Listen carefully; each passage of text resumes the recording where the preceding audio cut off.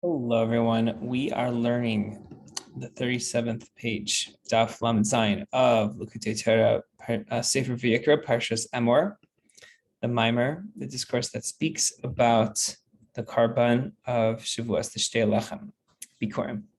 והניף הכהן שם הלך מבקרים תנופה לפני הוויל שני כבשים וכולי. It's brought down in the Gemara that the bread was above the lamb when it was offered and waved together. It had this unity. Now we're going to digress and talk about bitul. Bitul, the whole purpose of our existence is to mavatal our ratzain into Hashem's ratzain. But we know that our human nature is not to do that, to have our own existence and our own physicality. So to nullify our own ratzain to someone else's ratzain, that is much more difficult. And the whole idea is that with regards to the karbanos, we would bring a behema on top of the mizbeach, and that would cause the chayas, the energy that's within the behema, to ascend to its source, which is the idea of bitul, mamish. And specifically, why specifically a behema? Because behema represents bitul even more than a chay, even more than an undomesticated animal, because a behema, a domesticated animal, does what the owner wants it to do. And of all the domesticated animals, the most bitul of all of them would be the lamb, because the lamb has a special sound it makes. That beh sounds arouses a certain level of rachmi, mercy and compassion on the owner. That's very unique and special, as opposed to the shore or the ox or the goat, which both come from gvura, from the left side. So the sheep, however, comes from rachmi, which is the idea of Yaakov. Yaakov separating the sheep. When he would separate the sheep to determine which one is speckled, which one is, the different types, et cetera, that was the idea of arousing Hashem's deep compassion and drawing down that life force down here and in this world. And the bracket speaks about, very fascinatingly, about wool and the uniqueness of wool that comes the growth from the sheep specifically. And as this chayas comes down here, begashmias, it's called a keves with the vase before the sin. But we see that in other places, it's actually called a kesev. So what's the difference between a keves and a kesev? What keves, the vase before the sin, alludes to a lower level of hamshacha, I guess, of chayas, where vase represents chachma and sin represents the three branches from intellect to go into the midas, chesed, gvura, and tiferes, presumably. But when you have kesev with the sin before the vase, it actually represents the idea of the midas being even higher than the moichin, or than so it represents a much higher level. And that hamshacha is way higher. And so the idea of Yaakov separating the ksavim is drawing down this high level of ksavim into this world of perud, of divisiveness, alma de pruda, and making sure that chayas is nimshach down here. And we also see by the korban tamid, every day, morning and afternoon, we have also the keves, the lamb is being offered. Now, the morning korban tamid is the idea of chesed, just like Avinu, which is the idea of infinite expansiveness of Or Ein Sof. But the afternoon korban refers to Yitzchak, which is the idea of Gvura, which is the idea of preventing any Yanika of the Chitzonim, any leaching of negativity from Yishmael, Ahale Kedar, so that way it can come down in a way that can be free of any unholiness. Now, and the one that actually brings this Hamshacha down is specifically Yaakov Avinu, and that is Yaakov's avoda, to unite these two opposite ideas, and to draw down this level of ksavim from its source to the level of kvasim into Alma de Pruda, and specifically the on Shavuos. So that's during the korban tamid of every day, but on Shavuos they'd wave the korban together on Shavuos, and the idea is that it would be completely batal and united with the Or Ein Sof mamish, and because specifically with the lechem, with the bread, because these two breads allude to Torah B'chsav and Torah B'al Peh, and we know that these are two very lofty levels, and we see that Torah B'chsav is very unique and important and special, but we need the Torah B'al Peh as well. So in the Torah B'chsav, we have the cantillations, like we have the cantillations of the Torah. That's all part of the written Torah, which is the idea of having a nigun and a geshmak in Torah, and the singing of the tune. Just like singing is connected to the idea of Torah learning specifically, and simcha and tainug, right? But Torah B'al Peh is the idea of explaining the reasons, explaining the cantillations, explaining the song, what the song is. Only the Torah B'al Peh is the explanation of the foundation of the mitzvahs and the source. And that's what Torah B'al Peh is all about. And how to do a specific mitzvah and in what way to do a specific mitzvah.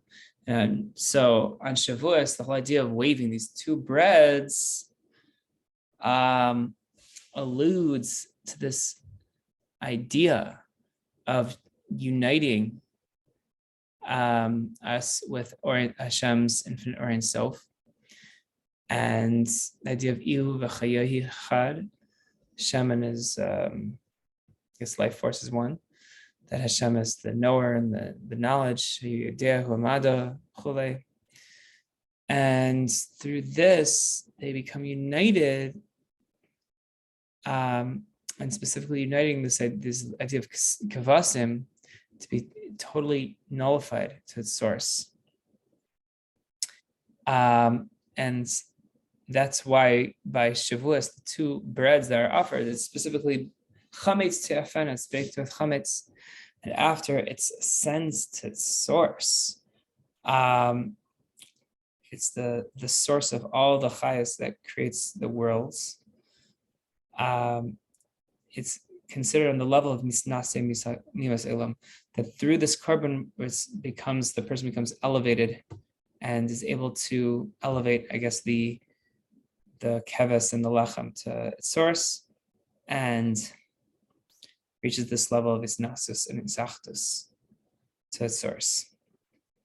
And from here we can understand why the kvasim that are offered on Shmini Atzeres is not burnt, but rather eaten by the owners and their korban shlamims, as opposed to the korban tamid, which are burnt on the mizbeach and are not able to be eaten.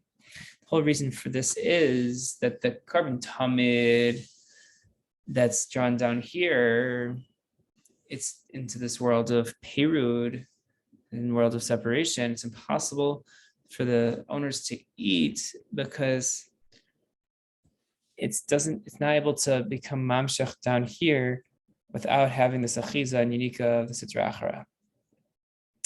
But on Shavuos, the lambs offered on Shavuos, specifically because offered with lechem, and this tenufa process is connected to this much higher level called ksavim, and included with the two breads. And because it's included with the two breads, there's no ability for the shlita ninika at all, and therefore they are shlamim that are even eaten even by the owners. That's the end of the mimer. Now moving on to the beer of the mimer. This explanation, we're going to explain what's the whole inyan of tohu and tikkun. We know that the soul of man comes from the level of tikkun, as we say, Adam b'talmeinu. Let us make man in our image, meaning it's the idea of tikkun. Now, damim tzmech and chai come from the level of tohu, which is higher than tikkun. So we know that ubegin the tikkun da adam la ishtachach la yachil mekam, that if tikkun didn't have Adam present, then it wouldn't be able to be sustained, meaning Adam is uniquely connected to the world of tikkun. And we see this down here, that even though the animal kingdom and the plant kingdom and inanimate objects come from tohu, which is seemingly higher than tikkun, nevertheless, Adam, mankind, is able to rule over the rest of creation. And Adam, mankind, dominates over the animal kingdom. So how could that be? If animal kingdom is rooted in tohu, the Inyan is that because Adam is the level of parts of, which is included in the 10 spheres, and all the levels of all the creations, and it's not on a level and that is totally united with other creations, that simply put, mankind is intercomposite of many different midos, as opposed to animal kingdom and other aspects of creation. It only has one specific midah that expresses itself, and to the exclusion of all other midos. So, for example, an eagle, its nature is to be compassionate to its sons.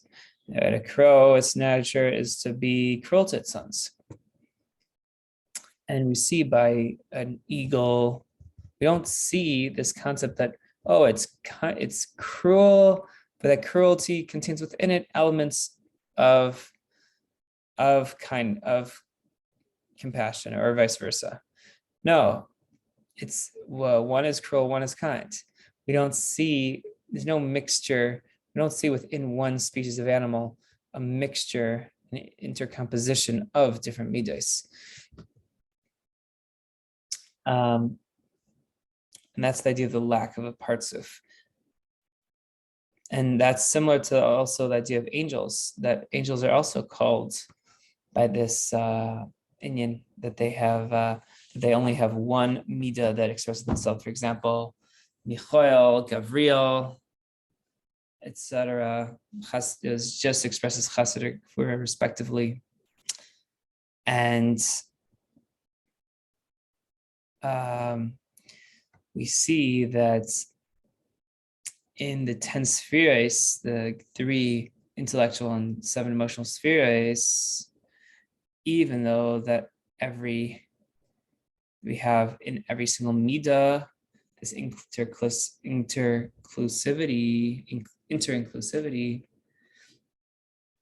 For example, with regards to, let's say, if a father needs to be cruel to his son, so to speak, a human, we see that he's not really trying to be cruel. Really, there's a deeper love that he's trying to express within the cruelty. He's not inherently cruel, or there's not exclusive kindness. There's always a combination and intercomposition of both. And we have this by all the midos. And also we have this concept, very fascinating, how even within a person and within Adam, you also have the interclusivity of doimim, samech, and chai. So the examples the Alter Rebbe brings is, in a person's body, the idea of hair is actually the idea of semeach, vegetative matter within a person, because hair grows from the body, from the head.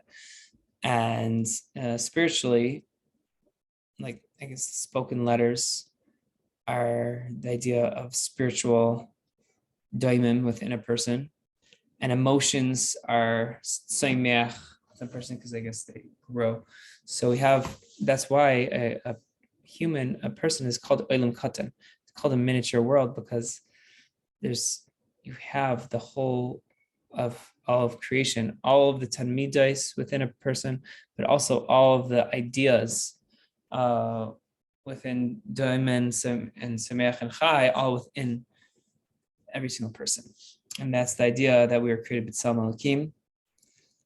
And we have the parallel of mankind, of a human in above, that Hashem is referred to as Adam de la Ela. And that's the idea of a partzif. The partzif connects the 10 spheres. Within each sphere, you have all the 10 spheres. That's the idea of a partzif. And in the parentheses here, the Alter Rebbe quotes the Eitz Chaim, the idea of breaking apart a sphere, that you have different elements, that the nekuda is the sphere, and the partzif. The nekuda is the actual practical application of every individual sphere. The sphere is the completion of the sphere as it is within the worlds, and the partzuf is how that sphere connects to all the other 10 spheres. And we also have the idea of partzuf within intellectual, and then our 3 intellectual traits, chachma, bin, and das, that sometimes, you might have gadlus in Chabad, and sometimes katnus, because kibbutz salam elokim naisad. That we also see down here that we have many different levels of Chabad within each person, and on the level of pnimius and chitzonius, that all these are not found by the rest of creation. We don't have this idea of this iskalus of Chabad within the rest of creation, only by humans, because humans are created b'tselem Elokim, which is paralleled to Adam Elyon, which includes everything.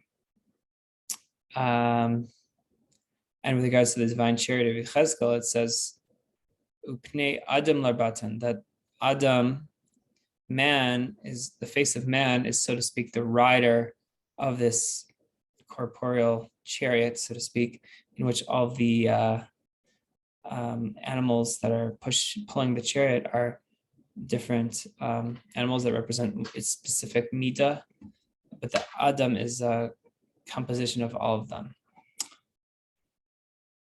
And now, moving on to Eis Beis, we know that the reason for all this, why specifically Adam has this idea of iskalus in parts of, and other animals don't have the idea of iskalus in parts of, is because the source of man comes from the world of tikkun.